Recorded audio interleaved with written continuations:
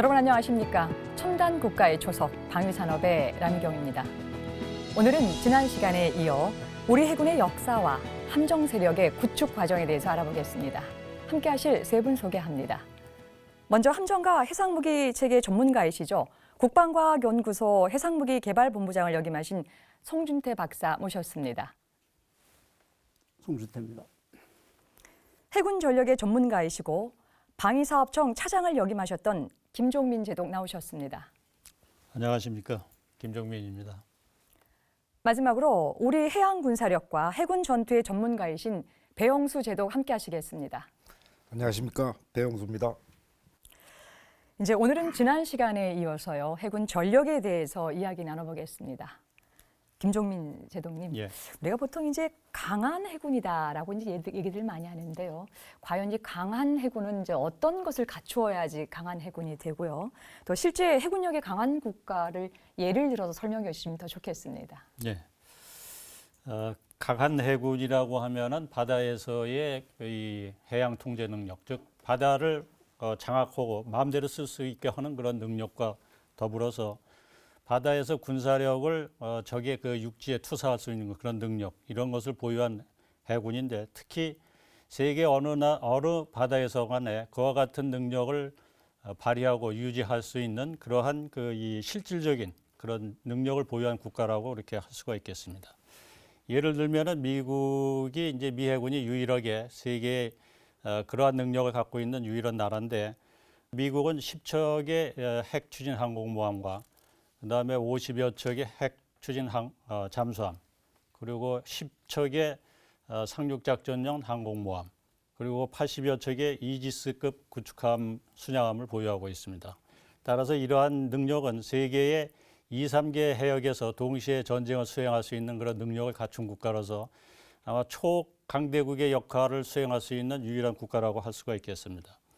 그 다음으로서 중국이나 러시아, 그 다음에 영국, 불란서는 상당히 강력한 해군을 갖고 있는데, 그 특징은 잠수함 발사 탄도탄, 핵탄도탄 미사일을 핵추진 잠수함을 갖고 있다 하는 것이 특징적이고, 항공모함과 다수의 전투함정을 갖고 있는 것이 특징이라고 할 수 있습니다. 그 다음에 레벨로서 일본이나 인도 이런 국가를 꼽을 수 있고, 아마 그 다음 수준으로 한국의 이 해군이 해당될 것으로 이렇게 보고 있습니다. 네, 말씀 잘 들었습니다. 우리 송 박사님도 어떤 의견이 있을 것 같은데 어떻습니까? 저는 해군 무기 개발하는 그 측면에서 강한 해군이 무엇인가 제 의견을 좀 말씀드리겠습니다. 예.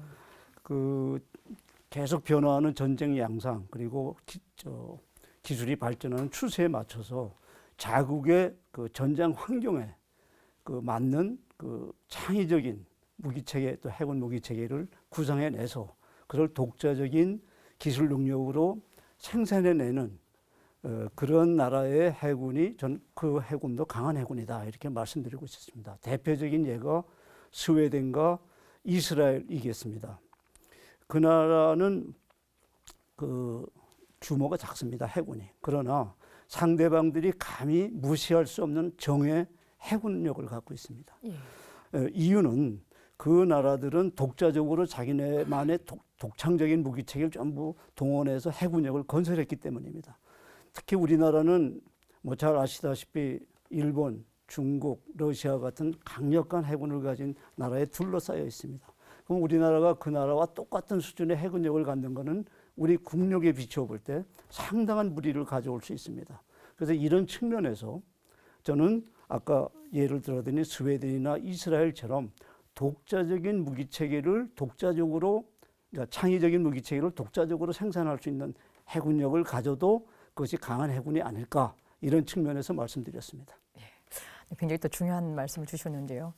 그 독자적인 무기체계 개발에 보유 능력을 갖고 있는 국가가 작지만 굉장히 강한 국가다라는 말씀을 좀 주셨습니다. 제 생각은 그렇습니다. 예, 그렇다고 한다면요, 2016년 현재 우리 대한민국 해군은 어느 정도 전력을 갖추고 있는지 평가를 좀 먼저 해보고요.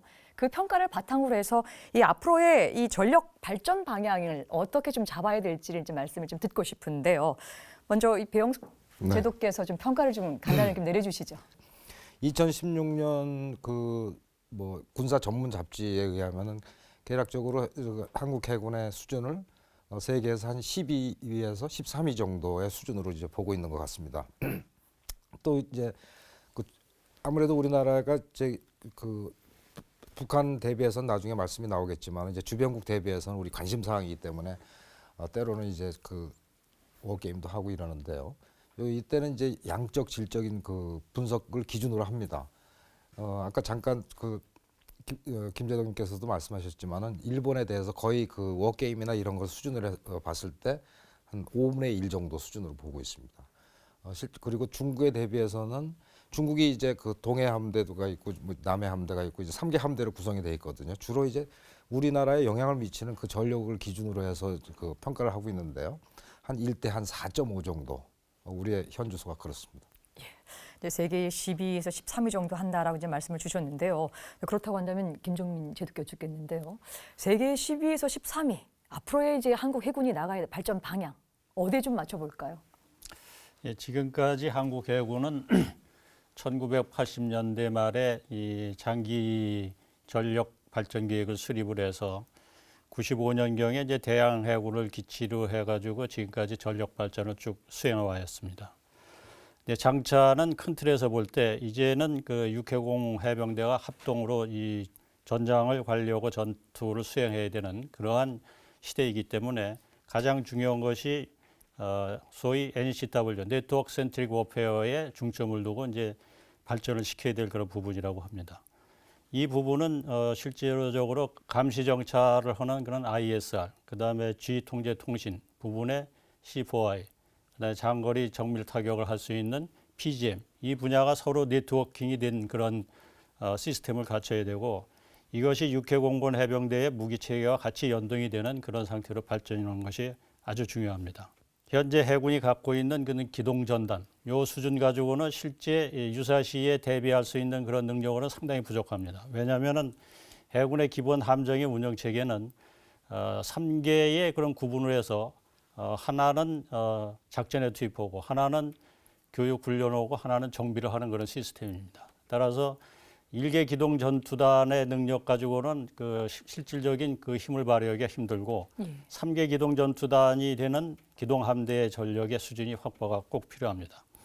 추가해서 장차는 이런 기동 함대의 핵심 전력으로서 적어도 UAV 그 항공모함을 역할을 할 수 있는 그런 함정이 배치가 돼야 되고 이런 것들을 통해서 ISR, C4I, PGM 그와 같은 능력의 체계를 갖추는 것이 상당히 이 국가의 어떤 그 방위나 또는 그 우리의 국가 이익을 수호하는데 굉장히 중요하다고 생각합니다. 아울러서 지금 이제 북한은 그 SLBM을 이제 시험을 하고 있는 그런 단계인데 SLBM을 이 잠수함을 추적해서 격파하기 위해서는 현재 있는 잠수함 전력 가지고는 상당히 부족합니다. 물속에서 그야말로 거의 이 무한대로 작전을 할 수 있는 그런 그 원자력 추진 잠수함만이 이런 것을 이제 격파할 수 있는 능력을 갖고 있고 그런 함정 잠수함만이 실질적으로 기동함대에서 기동함대 전력을 보완하고 보호할 수 있는 그런 능력을 갖추게 됩니다. 이런 것들이 미래의 이 북한의 어떤 핵 위협, 그다음에 장거리 로켓탄 이런 것들을 감시하고 이것을 방어하는데 아주 핵심적으로 중요한 전력으로서 이런 부분으로 발전이 돼야 된다고 생각을 합니다. 예, 사실 이제 우리의 전력을 아는 것보다도 더 중요한 것이 이제 적의 전력을 이제 알아가는 것인데요. 실제로 북한 해군력이 우리 해군력에 비해서 어느 정도 수준이 되는지 궁금합니다. 먼저 이 부분에 대해서 우리 배영수 제독께서는 어떻게 보십니까? 간략하게 말씀드리겠습니다. 2014년 국방 백서 기준으로 이제 말씀드릴 수밖에 없는데요. 현재 북한 해군 전투함정이 한 420척, 상륙함이 260척, 그리고 잠수함정이 잘 아시다시피 70척이 넘지 않습니까? 그래서 전체적으로 한 800척 이상이 되고 있습니다. 일반적으로 우리 국민들께서도 이제 그러한 인식을 갖고 계십니다. 그렇지만 북한 해군 함정들은 굉장히 노후되지 않았느냐? 분명한 사실입니다. 상당히 노후된 것은 사실입니다. 그러나 저같이 이제 군사 작전을 주로 전문으로 해온 사람의 입장으로서 좀 평가해 보면은요, 이 군사력에서 그 양적인 부분이 있지 않습니까? 수적인 부분이 굉장한 그 작전적으로나 전술적으로 의미가 있는 것입니다. 여러 뭐 간단하게 얘기해서 여러 분야의 작전에 동시에 활용할 수 있지 않겠습니까? 그러한 측면에서 굉장히 의미가 있고요. 그다음에 그래서 그러한 이제 수상 함정들이 그 뭐 재래식이기 때문에 그 우리하고 비교해서는 상대가 안 된다. 뭐 그렇게 또 인정하겠습니다. 우리가 집중적으로 관심을 두어야 될 부분은 결국 이제 비대칭 전력인데요. 이 비대칭 전력을 가지고 상대적으로 비교하기는 상당히 어렵습니다. 예. 작전적인 목적이 틀리기 때문에 전략적으로나 뭐 그런 측면에서 제 생각에는 그 기습 260척의 기습 상륙 함정 그것이 전시에 또는 그 우리에 대한 그 공격적인 세력이고요. 무엇보다 빼놓을 수 없는 것은 70척 이상의 잠수함정 세력일 것입니다. 이 잠수함정은 아무리 재래식 그 잠수함이라고 할지라도 그 수중에 일단 들어가게 되면은 그 작전적인 성능이 아주 첨단 그 잠수함하고 그 차이가 아주 미미합니다. 그렇기 때문에 북한의 잠수함정이 우리한테 상당히 위협이 되고 그것에 대비한 철저한 우리 해군의 준비가 필요한 것입니다. 그 송 박사님은 이제 어떻게 보십니까? 예, 저는 그 북한의 함정 개발 건전 능력에 대해서 말씀드리겠습니다. 지금 배재동님께서 아주 좋은 설명을 해주셨는데 우선 수상 전투함은 수적으로는 북한이 우세하지만 그 크기에서는 1,800톤 이하의 밖에 큰 배가 없습니다.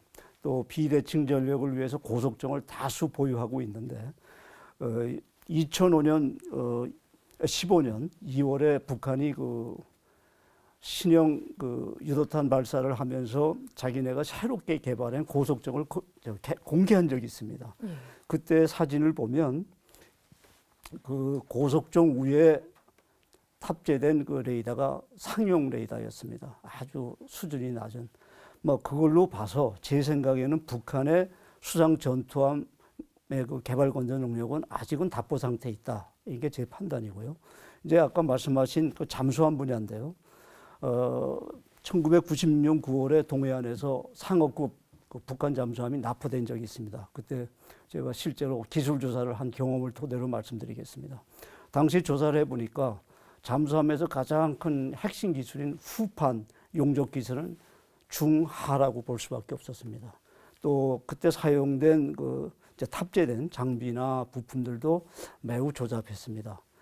그렇지만 그게 벌써 20년 전이기 때문에 뭐 북한도 나름대로 잠수정 개발 건조 기술만큼은 발전시키지 않았겠나. 이제 좋은 예가 천안함 폭침 사건을 일으킨 그 잠수정이 연어급 잠수함인데요. 130톤급인데 그 상어급 잠수정 사건 때는 없었던 잠수정입니다. 예. 그래서 그 사이 북한도 잠수정 건조 기술은 많이 발전시키지 않았나 이런 판단이 되고요. 그다음에 이제 15년 5월에 그 북한이 아까 말씀한 대로 탄도탄 발사 시험을 했습니다. 그러면 탄도탄을 발사하려면 모함이 있어야 되지 않겠습니까? 예. 그 모함이 최소한 3,000톤의 크기가 되지 않으면 탄도탄을 발사하지 못합니다. 그래서 그 3,000톤급 잠수함이 과연 북한에서 어떻게 확보했느냐, 신규로 건조했느냐, 아니면 제3국에서 도입한 구형 잠수함이냐, 현재로서는 후자라고 판단이 되고 있습니다. 또 2014년 4월에 김정은이 직접 탑승해서 그 북한 그 주력 잠수함인 그 로메오급 1,800톤급 잠수함을 그 타고 가는 것을 공개한 적이 있습니다. 그때 그 북한의 주력 잠수함이 굉장히 오래된 잠수함인데요. 선체가 노후화된 상태가 사진에 그대로 다 드러나 있었습니다. 그래서 그걸 미루어 볼 때 잠수정 기술은 발전했겠지만 중대형급 잠수함 개발 건조 기술은 아직 좀 미흡하지 않나 하는 게 제 판단입니다. 예, 말씀 잘 들었습니다. 이번에는 이제 알아봐야 될 주제로서요. 우리 해군의 역사를 좀 살펴봐야 될 텐데요. 한때 이 거북선과 판옥선으로 이 동아시아 최강의 해군력을 자랑했던 우리 민족. 자, 하지만 일제강점기에서 해방된 후 다시 해군력을 세울 때는요, 변변한 함정이 한 척도 없었다는 얘기가 있습니다. 김종민 제독님, 예.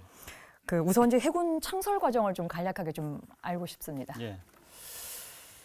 해군은 이 모태가 1945년 8월 15일 이제 해방이 된 이후에 그야말로 무에서 유를 창조한 자랑스러운 그런 창군 역사를 갖고 있습니다. 45년 8월 28일에 이제 해방 후 얼마 되지 않아서 손원일 제독이 중국에서 이제 들어와 가지고 그해 11월에 미 군정청의 지원을 받아 가지고 해방병단을 창설했는데 이것이 해군 창설의 모태가 되겠습니다. 왜 하필 11월 11일이냐? 그거는 이제 이 한문으로 11을 2개 써놓으면 이제 선비사자가 2개가 됩니다. 예. 신사 중에 신사인 그런 군을 만들겠다 하는 그런 생각을 갖고 그렇게 이 11월 11일을 택했다고 그렇게 전해지고 있습니다. 그 이후에 함정이 하나도 없었죠. 46년 6월에 일본군이 버리고 간 한 80톤급 그런 선박을 수리를 해가지고 최초로 한국 해군의 이 함정이라고 하는 충무공정 함으로 이렇게 명명을 했습니다. 그때가 이제 처음으로 그야말로 배 한 척이 이제 생긴 겁니다. 예.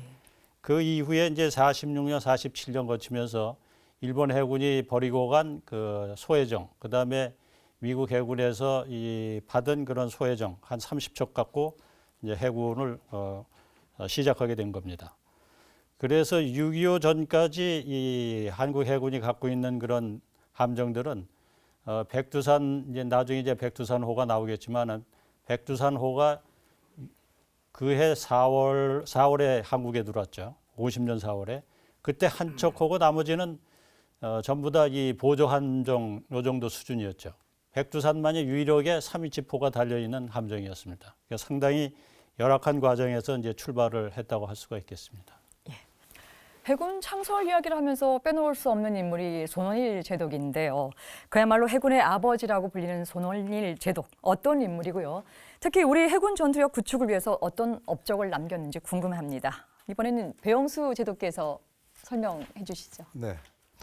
손원일 제독님 부친께서는 1919년 4월에 그 상해에서 그 대한민국 임시의정위원회라는 것이 이제 그 있었습니다. 거기에서 초기에 부의장을 지내시고 나중에 그 의장까지 지내시고 그 다음에 이제 김구 선생님하고 당시에 그 뭡니까 그 저기 의용단 창설했지 않습니까? 거기에 초기에 이제 같이 창설하시고 그래서 임시정부에서 초기에 중점적으로 그 활동하셨던 그 독립지사십니다.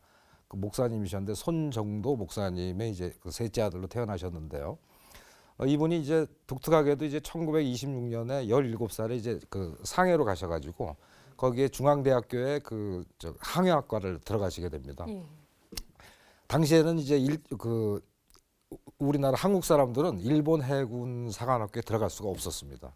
그래서 실제로 그 일본 해군의 장교 출신들이 그 하나도 없습니다. 우리 없었습니다.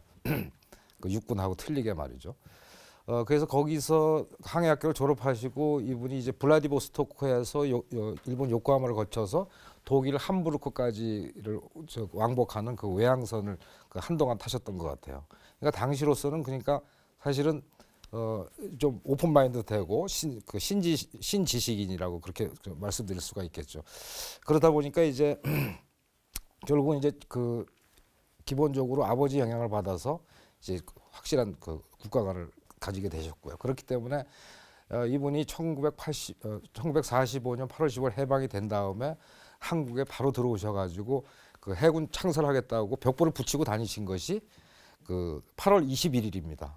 거기 벽보 내용을 보면은 우리가 그분이 어떤 배경으로 또 그런 어떤 사상을 갖고 있는지 잘 알 수 있습니다. 조국 광복에 즈음하여 이 나라 해양과 국토를 지킬 뜻 있는 동지들을 구함 하면서 이 벽보를 직접 이제 풀통 들고 다니면서 이렇게 붙이신 겁니다. 그런데 이분이 이제 짧게 말씀드려서 그렇게 해서 이제 해군을 이렇게 창설하게 되는데요. 혹자는 그 해병대는 다른 분이 창설하신 걸로 아는데 실제로 이제 이분이 그 1949년 해병대 필요성을 이승만 대통령한테 직접 얘기를 합니다. 말씀을 드려가지고 그 사실 그 실질적으로 손원일 제독께서 해병대를 창설하게 된 사실은 그런 분이 되겠습니다. 업적을 말씀드리면은 뭐 그 너무나 드릴 말씀이 많지만 꼭 한 가지 말씀드리고 싶은 것은 1949년에 그 백두산호를 인수하러 미국에 가시지 않습니까? 이 백두산호를 갖다가 이 백두산호가 돌아와 가지고 말이죠.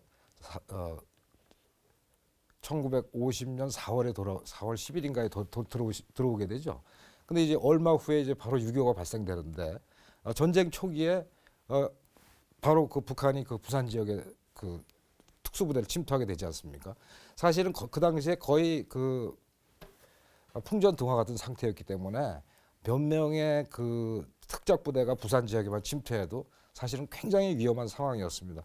이렇게 숙명적으로 우리 손원일 제도께서는 이 그 해군 창설뿐만이 아니고 우리나라를 이렇게 구할 수 있는 그런 숙명을 가지고 태어나신 분이 아닌가 저는 그렇게 생각하고 있습니다. 네, 말씀 잘 들었습니다. 해군 역사에서 인물로는 손원일 제독을 꼽는다라고 한다면요. 함정으로는 또 백두산 함정을 또 빼놓을 수가 없는데요. 우리가 이제 백두산 함정에 대해서 얘기하다 보면 시대적인 배경을 조금 또 읽어가 봐야 될 것 같은데 당시 6.25가 일어났을 때는 우리 해군이 전력도 정비하지 못한 상태에서 일어났습니다. 6.25가 일어난 1950년 당시 남북한의 해군력 비교를 좀 한번 해봤으면 좋겠는데요. 그 당시 어땠습니까? 이번에 김제독께서 말씀해 주시죠. 6.25 전쟁 전에 북한 해군은 이 평양에 해군 사령부를 설치를 하고 그 예하에 청진과 원산 또 서해에는 진나포에 해군 기지를 뒀습니다. 그리고 그 이 예하에 병력을 한 15,000명 정도. 그때 당시 한국 해군은 한 6,900명 정도 수준이었습니다. 예. 함정은 북한 해군이 한 1,800톤급의 대형 수송선과 280톤급의 어뢰정 14척을 보유한 반면에 한 115척 정도를 갖고 있었고 당시 한국 해군은 백두산함, 경비함 그 1척과 기타 보조 선박 80여 척으로 해가지고 전부 다 뭐 연안 방어 위주의 전력. 북한 해군에 비해서는 전투함의 입장에서 본다고 그러면 상당히 열세한 전력을 갖고 6.25 전에 이제 투입하게 된 그런 상황입니다. 예. 이 백두산함 하면 이제 특히 이 한편의 드라마 같은 획득 과정으로도 굉장히 또 유명합니다. 당시 이제 이 백두산함을 들어오게 된 배경을 좀 설명해 주시죠. 예. 사실 1949년 6월 이전에는 한국 해군에는 뭐 전투함은 없고 26척의 소형 소해함만 갖고 있었습니다. 그 49년 6월에 손원일 이제 해군 참모총장이 위원장이 돼서 함정건조 기금 객출위원회를 구성을 했습니다. 그래서 정장병들의 봉급을 한 10% 정도 매월 객출을 하고 해군 부인회를 통해서 이 바자회를 통해서 또 이 성금을 모으고 해서 한 4개월 만에 한 15,000부를 확보를 했습니다. 여기에 이제 정부에서 한 45,000부를 추가로 지원을 받아서 한 6만 부를 갖고 49년 10월에 그 손원일 제독이 미국에 가서 이제 함정을 구입하러 가게 됩니다. 여기서 이제 백두산호를 사게 되는데 이 백두산호는 미국 해양대학의 실습선으로서 있었고 거기에는 뭐 포도 없고 레이더도 없고 그런 그냥 선박에 불과했는데 이 선박을 한 18,000부를 주고 이제 구입을 했습니다. 그 이후에 이제 한국에 들어오는 여정이 상당히 길고 좀 복잡하죠. 예. 지금 좀 말씀 들어보니까 바다가 아닌 미국의 해양학교에 그 실험 실습을 했었던 배를 이제 들어오게 되는데요. 그냥 이동을 한 게 아니라 점점 배 모양을 갖춰가면서 한국까지 이제 이동하게 됐을 텐데 네. 그 과정도 대단했을 것 같은데 네. 어땠습니까, 배재동님?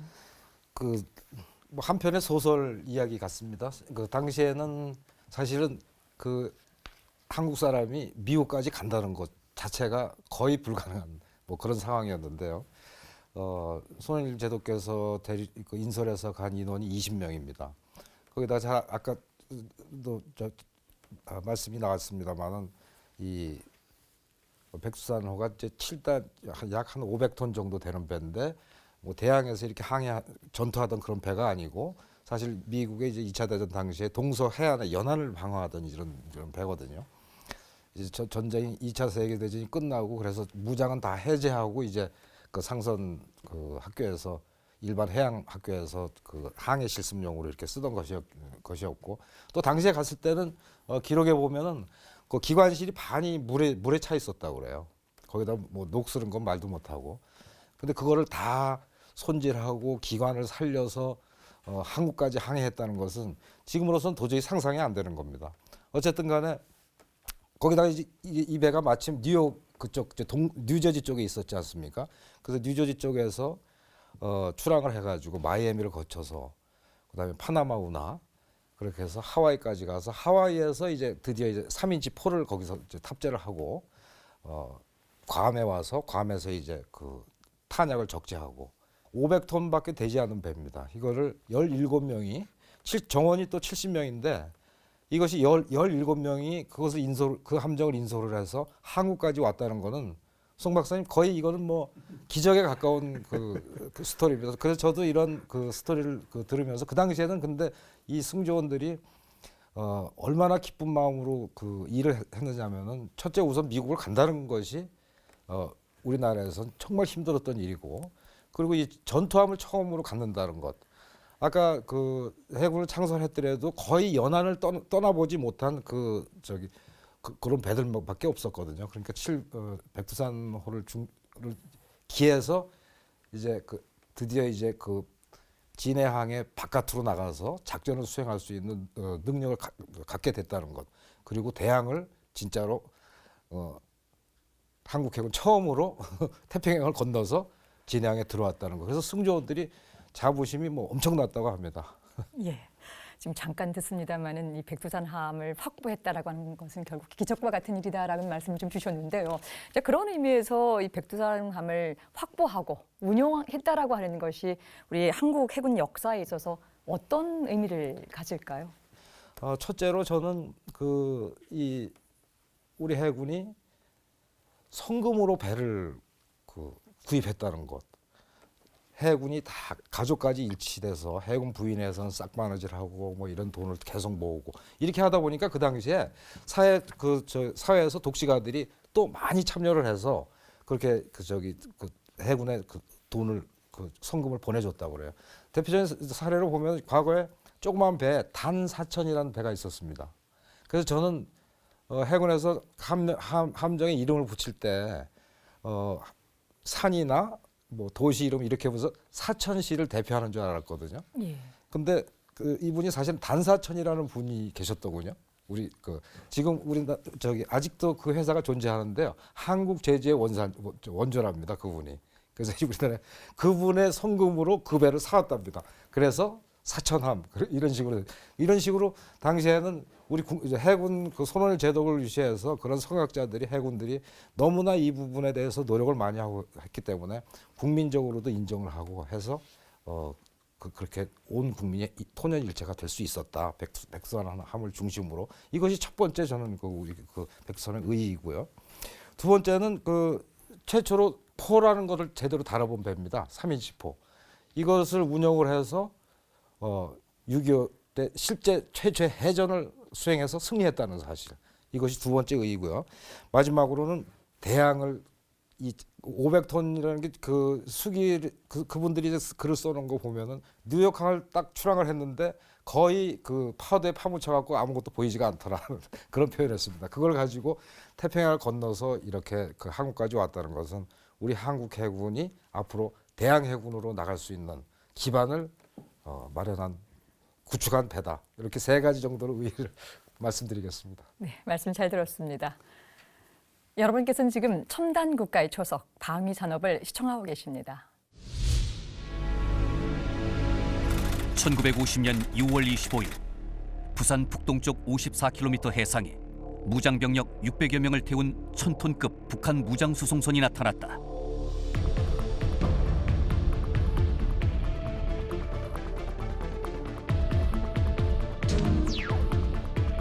이미 동해안의 옥계, 삼척, 임원 등지에 무장병력 1,800여 명을 상륙시킨 북한이 부산까지 기습 상륙을 시도한 것이다. 남한의 위아래가 한꺼번에 무너질 위기의 상황. 진해항에 정박 중이던 대한민국 701함에 긴급 명령이 하달됐다. 701 함장은 즉시 동해안에 출동해 해상 경비를 강화하는 동시에 적함을 포착하는 대로 격침하라.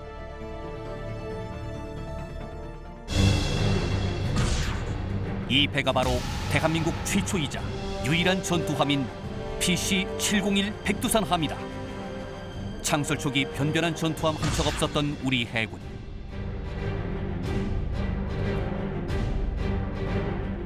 해군 장병과 국민의 성금을 모아 6.25 전쟁 발발 2개월 전에 도입한 최초의 전투함이 전투에 투입된 것이다.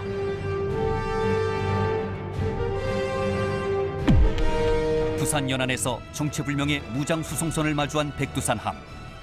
백두산함이 정선 명령을 내렸지만 괴선박은 이 명령을 무시하고 항해를 계속했다. 26일 0시 30분 괴선박의 정체가 북한군 무장 수송선인 것을 확인한 백두산함의 주포인 삼이치포가 화염을 뿜기 시작했다. 1시간여 동안 치열한 교전이 계속됐다. 26일 새벽 1시 38분 무장병력 600여 명을 태운 적함이 깊은 대한해협 바닷속으로 침몰 수장됐다. 이 전투가 바로 대한해협해전이다. 대한해협해전은 유엔군이 도착하는 교두보이며 한반도의 최후보로인 부산을 지켜낸 의미 있는 전투였다. 네, 화면 잘 봤습니다. 이번에는 우리 해군의 전력 구축 이야기를 좀 더 차분하게 좀 따져봐야 되겠습니다. 배영수 제독님, 네네. 이제 우리나라가 본격적으로 이 함정 세력을 갖추게 된 거 언제부터라고 볼 수 있을까요? 결국 이제 701함, 백두산함을 계기로 해서 이제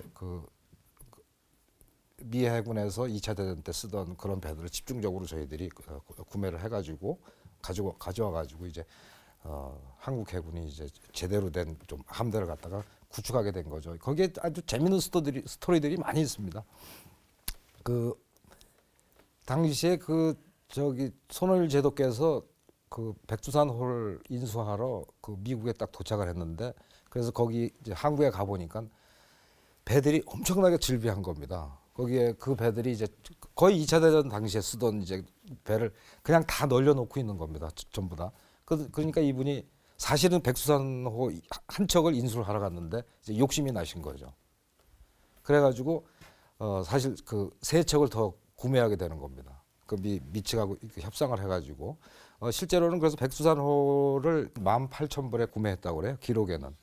그런데 이제 나머지 2, 3, 4까지 세 척을 12,000불에 딱 계약을 해가지고, 사실 그거는 이제 손원일 제독께서 직접 세 척을 인솔하고 이제 한국으로 귀국을 하게 됩니다. 중간에 이제 한국에서 이제 전쟁이 났다는 이제 소식을 듣게 되죠. 어쨌든 그래서 이제 한국 전쟁이 발발해서 최초의 전쟁에 참여할 수 있는 함정은 백두산호밖에 없었지만, 그 후에 그래서 이 같은 동종의 함정 세 척이 더 플러스가 됐고, 그리고 그런 것들을 계기로 해서 이제 미 해군에서 한국 해군이 이거 함정을 제대로 운영하고 있는데 뭐 이런 식의 신뢰감이 쌓이면서 1000톤급 PF 61서부터 65까지 5척이 들어오죠. 그 다음에 뭐 인천 상륙 작전에 참여하게 되는 LST 상륙함 뭐 이런 것들이 집중적으로 그때 들어오면서 한국 해군의 이제 면모가 이제 제대로 이렇게 갖추게 됩니다.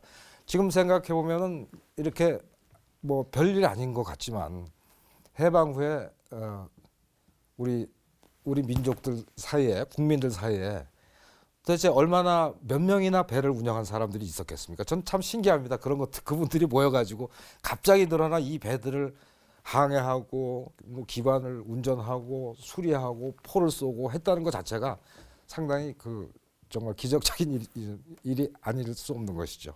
네, 말씀 잘 들었습니다.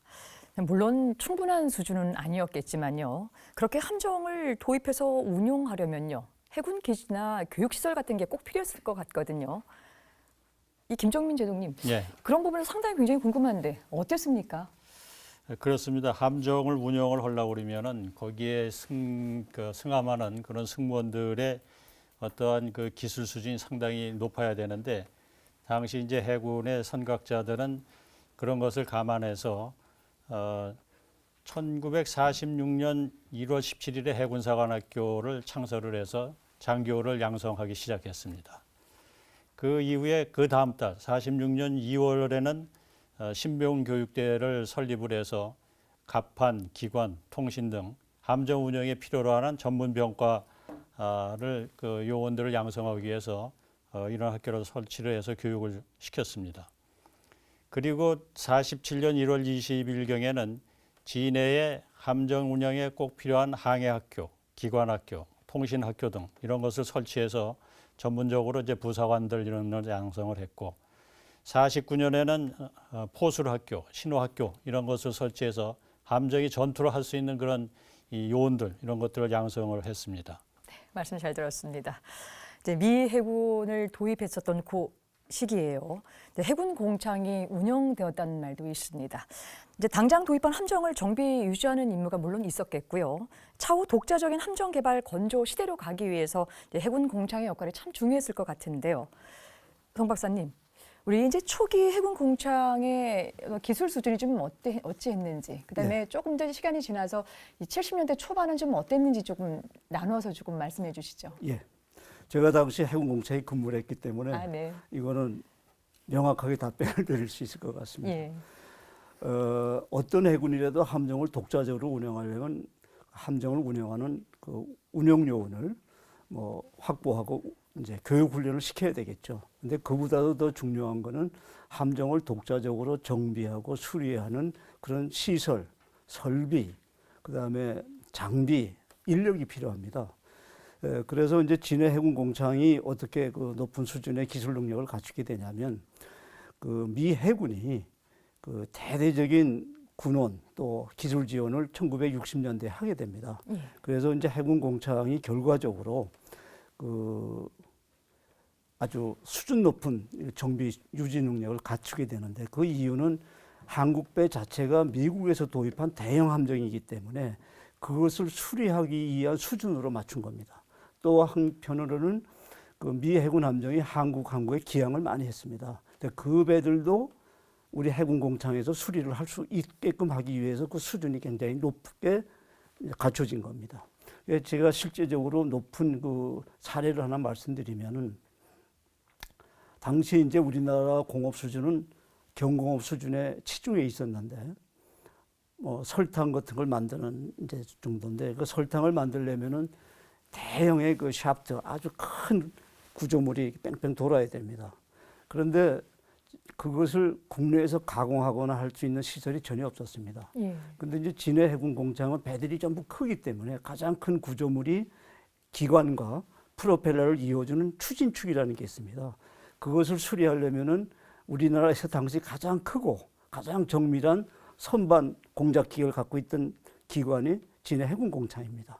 그래서 제가 근무할 때도 그 일반 민간 기업에서 그 대형 구조물을 가공하기 위해서 해군 공창에 위탁하는 사례를 아주 빈번하게 실제로 보았습니다. 그래서 실제적으로 정비 유지를 위한 그 기관이었지만 당시 기술 수준에 비하면은 유일하게 고속정을 개발할 수 있는 기술 능력을 갖춘 유일한 기관이었습니다.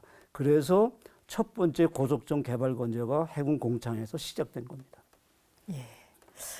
근데 이제 지금 생각해 보면요, 미 해군 함정의 도입 운영으로 우리나라 해군력을 크게 발전시킬 수도 있을 것 같거든요. 근데 굳이 해군 공창에서 이렇게 독자적인 함정 개발 건조를 시작하게 된 배경이 무엇이고요?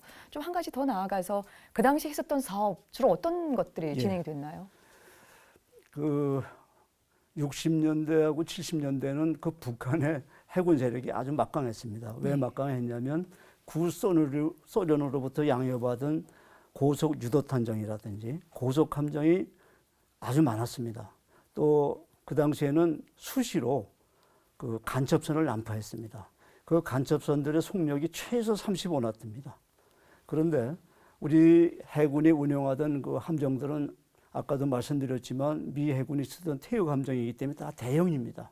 그래서 무장은 아주 강력했지만 그 속력 측면에서는 30나트 다 미만이었습니다. 또 30나트라고 해도 그 최고 속력으로 1시간을 달리면 연료를 다 소비하게 됩니다. 그래서 이제 순항 속력이라는 그 한 18나트급으로 이제 운영을 하는 수준이었습니다. 그러니까 예를 들어서 좋은 레이더로 간첩선을 탐지 식별하더라도 이제 그걸 함포 사격을 하더라도 거친 바다에서는 잘 막기가 어렵습니다.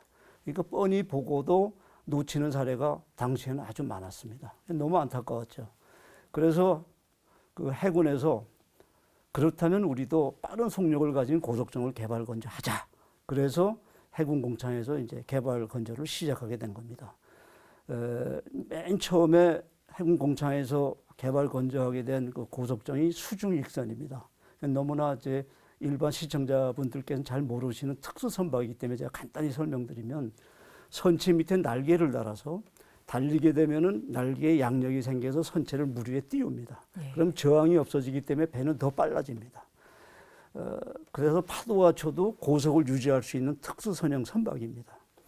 그런데 이제 저희가 맨 처음 개발하게 된 게 수중익선인데 30톤급.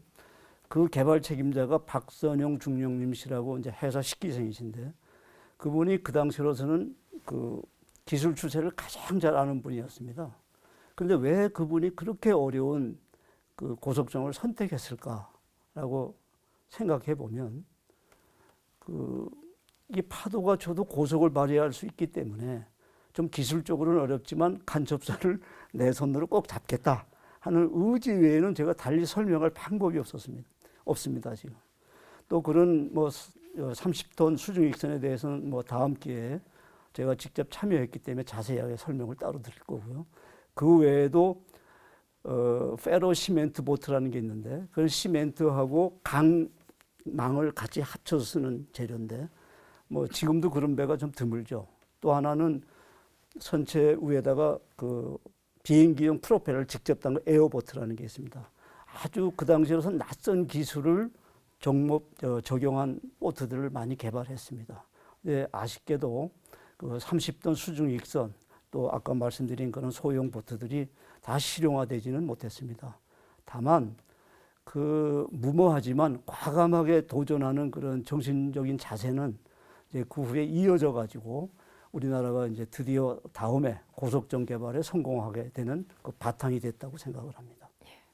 독자적으로 함정을 이제 개발 건조할 수밖에 없었던 이유가 이 북한의 간첩선 난파가 북한과의 대치 상태이기 때문에 국가 안보 차원에서 지금 했다는 말씀을 좀 주셨는데요. 이제 방금 또 말씀해 주셨던 것처럼 이제 해군 공창 시설부터 이제 이 함정 개발 건조가 좀 시작이 좀 됐거든요. 또 이후에도 해군은 물론이고 이 국방과학연구소나 또 한국과학기술원에서도 함정을 만들기 위해서 또 많은 노력들을 한 걸로 알고 있습니다.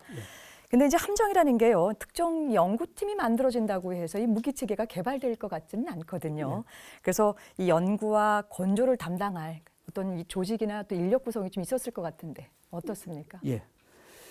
그 수중익선은 해군공장에서 69년부터 72년까지 진행됐습니다. 근데 그 사이에도 약 3가지로 요약할 수 있는 큰 흐름이 생기게 됩니다. 첫 번째가 이제 이제 100톤급 고속정의 건조인데요. 1970년 6월에 박정희 대통령이 직접 지시를 합니다. 그래서 한국과학기술연구원, 지금 키스트라고 부르는 기관의 김은철 박사가 그 책임을 맡아서 100톤급 그 대신 속력은 북한 간첩선보다 빠른 40나트를 무조건 내야 된다. 이런 명령을 받고 개발을 시작했습니다. 그래서 그분이 설계팀을 꾸려서 그 당시도 해군 공장에 제일 건조 공작 기술이 뛰어났기 때문에 공장에서 건조를 하게 됩니다. 근데 그 당시 그 배를 전부 가명을 썼습니다. 보안상 어러지도선 또는 키스트보트라고 그랬는데 그 배가 국내에서는 최초로 실용화된 고속정이라고 말씀드릴 수 있겠습니다. 두 번째 흐름은 그 1970년 8월에 여러 가지 그 국가안보 사태 때문에 그 박정희 대통령이 무기체계 연구배를 전담하는 국방과학연구소를 창설합니다. 당연히 이제 해군 무기 개발 부서도 거의 같이 창설이 됐습니다. 그런데 이제 여러 가지 뭐 이유 때문에 71년에는 국방과학연구소는 다른 무기체계는 전부 개발하되 해군 무기체까지 함정 개발 사업은 하지 말고 그 함정이 개발된 후에 해상에서 성능 시험 평가를 정확하게 하라. 그 업무를 전담하게 됐습니다. 이제 세 번째 흐름은 이제 아까 첫 번째, 두 번째 사안과 병행해서 1971년 1월에 해군본부에 그 이제 해군공창은 떠나서 해군본부에 그 조함 업무를 전담할 수 있는 조함과가 신설이 됩니다. 그 신설되면서 그 당시 유학에서 갓 돌아온 그 엄도재 소령 그 당시 계급입니다. 그분을 중심으로 조선공학을 전공한 초급 장교들을 모아서 조직을 합니다. 그래서 이제 막 조직된 차에 그 당시 어떤 일이 있었냐면 전국의 학생들이 뭐 초등학교부터 중학교, 뭐 대학생까지 그 우리가 만든 배로 우리 바다 시키지 않은 구호하에 방위성금을 걷게 됩니다. 그 성금으로 짓게 된 배가 학생호입니다, 이름이. 그 학생호를 개발 건조하게 된 그 첫 번째 과제가 됐습니다. 이 조함과로서는. 그 조함과를 해서 아주 성공적으로 배를 만들어서 뭐 시험평가에 제가 참여했지만 아슬아슬하게 40나트를 달성을 합니다. 이제 성공적이었죠. 그래서 연이어서 74년에 이제 PK급 75톤급을 이제 건조하게 되고 78년에는 PKN급이라고 150톤급을 건조하게 됩니다. 이 배들은 수십 척을 지었습니다. 근데 거기서 이제 운영을 했죠. 그래서 이제 연평해전이 1999년하고 2002년에 일어나는데 그때 북한 경비정을 격파한 그 참수리급 고속정입니다. 그 참수리급 고속정이 바로 아까 제가 말씀드린 150톤급 PKM 고속정입니다. 그러니까 말씀드려서 초반에 이미 개발한 그 우리 고속정들이 실전에서도 큰 성과를 거뒀다 이렇게 말씀드릴 수 있겠습니다. 이 시청자들에게 우리 해군 전력을 소개하는 의미에서 현재 우리나라 갖고 있는 해군 무기 체계 개발 능력이 과연 어느 정도인가를 조금 알고 싶은데요. 이 부분을 우리 김종민 제도께서 조금 말씀해 주시죠. 예. 해군의 사실 중심은 이제 함정입니다. 함정은 이제 수상함, 그다음에 잠수함, 보조함 이렇게로 이제 구분하는데 함정의 이제 한국 해군이 함정 발전 체계를 이렇게 보면은 조금 전에 송 박사님께서도 말씀하셨지만은 1970년대 박정희 대통령께서 자주국방의 기치를 내걸고 그때부터 이제 고속종을 건조하기 시작했습니다. 그 이유는 북한의 다량 고속 전투함에 대응하고 또 빈번하게 이 침투하는 간첩선을 잡기 위해서 개발을 시작해서 현재 이르렀는데 현재는 뭐 잘 아시다시피 1, 2차 연평해전, 뭐 대청해전 등에서 서해 NLL을 사수하는데 최전선에서 그 임무를 훌륭히 수행하고 있고 최근에는 그 후속함으로서 이제 500톤급 유도탄 고속함을 이제 발전하는 그런 단계까지 왔습니다.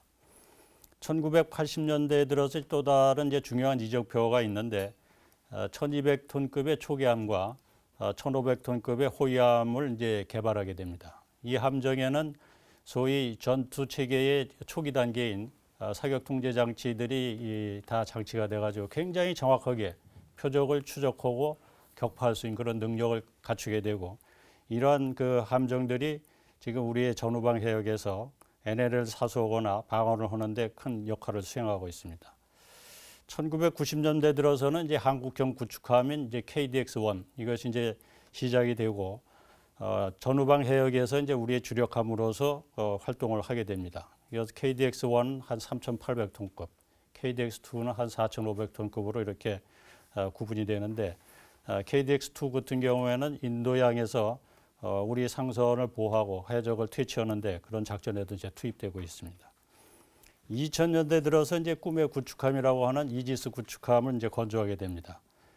이 이지스 구축함은 세계적으로도 최강의 구축함이라고 이렇게 평가를 하고 있고 최근에는 북한의 탄도미사일 발사를 초기에 탐지해서 상당히 이제 그 이 효과를 입증을 하고 있고 장차는 탄도미사일 방어에도 운용될 것으로 이제 기대가 됩니다.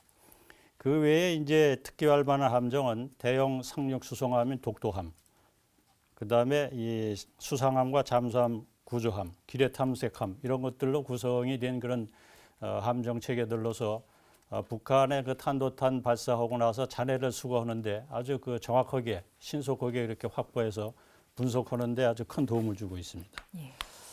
다음은 이제 잠수함 체계의 개발인데 90년대 들어서 209급 잠수함을 이제 건조하고 2000년대 들어서 214급 잠수함을 건조하게 됩니다. 지금 이제 건조 중에 있는 3,000톤급 그 잠수함은 아마 2020년대에는 이제 취역을 할 수 있으리라고 생각을 합니다. 214급이나 3,000톤급의 이제 잠수함은 수중에서 그 적의 핵심 목표를 타격할 수 있는 잠대지 유도탄을 또 탑재하고 있어서 적 도발 억제나 적 핵심 부대나 목표를 타격할 수 있는 그런 억제 전력으로서도 활동을 할 수 있게 됐습니다. 그러나 지금까지 이렇게 보면은 함정을 건조하고 하는 것들이 상당히 높은 수준에 와 있지만은 아직도 선진국 수준의 한 80 내지 90% 정도로 평가하고 있습니다. 앞으로 우리가 더 발전시켜야 될 부분은 이지스 전투 체계와 같은 그런 전투 체계의 개발, 그 다음에 이 함대공 유도탄의 개발, 또 탄도탄을 막을 수 있는 그런 그 탄도탄 방어 유도탄의 개발, 이런 것들이 아주 중요하고 적의 핵심 목표를 아주 신속하게 또 정확하게 가격할 수 있는 탄도탄도 함정에 탑재해서 억제력을 더 한층 강화할 필요가 있겠습니다. 네, 말씀 잘 들었습니다. 오늘 이야기 마무리하겠습니다. 아마 우리나라 해군 무기 체계를 이렇게 집중적으로 다뤄본 적이 없기 때문에요. 시청자들도 참 기대가 크겠지만은 오늘 이제 나와주신 세 분 패널들도 마찬가지로 어떤 기대나 감회가 좀 남다를 것 같은데요. 앞으로 이어질 해군 무기 체계 개발사 이야기 마지막 좀 당부 말씀드리면서 마무리하겠습니다. 먼저 배용수 제도께서 시작해 주시죠. 저한테 제일 먼저 네. 주시네요. 저는 정말로 이 프로그램이 좀 의미가 있다고 생각합니다. 이전까지 이러한 이렇게 집중적으로 이 분야에 대해서 파헤치고 이렇게 우리가 국민들한테 알리고 한 그런 프로그램이 없다고 생각합니다. 이 프로그램이 의의가 있는 것은요. 왜냐하면 앞에 우리 송 박사님 계시지만 무에서 유를 창조하는 데 있어서 많은 선배들의 희생이 있었기 때문에 그 희생을 기록과 그 이야기로 계속 남겨드려야 된다 하는 그런 차원입니다. 저는 이 프로그램이 꼭 성공한 분야만 우리가 얘기할 것이 아니라 과거에 실패했던 그러한 아팠던 그런 부분들도 집중적으로 파헤쳐가지고 우리가 좀 더 도전적으로 미래를 향해서 나갈 수 있는 그런 계기가 됐으면 좋겠습니다.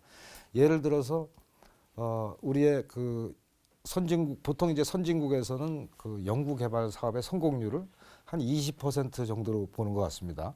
근데 그동안 우리나라는 지금 갈 길이 너무나 바빴기 때문에 그리고 정부나 국민적인 요구가 너무나 강했기 때문에 뭐 성공률이 90% 이상으로 유지를 하고 있는데 그렇다 보니까 많은 사람들이 진짜 희생되고 고생했던 그런 기록이 있습니다.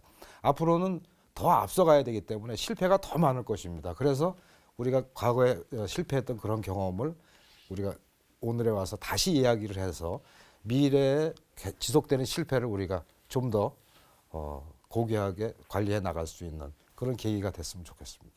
네, 이번에는 김종민 제도께서.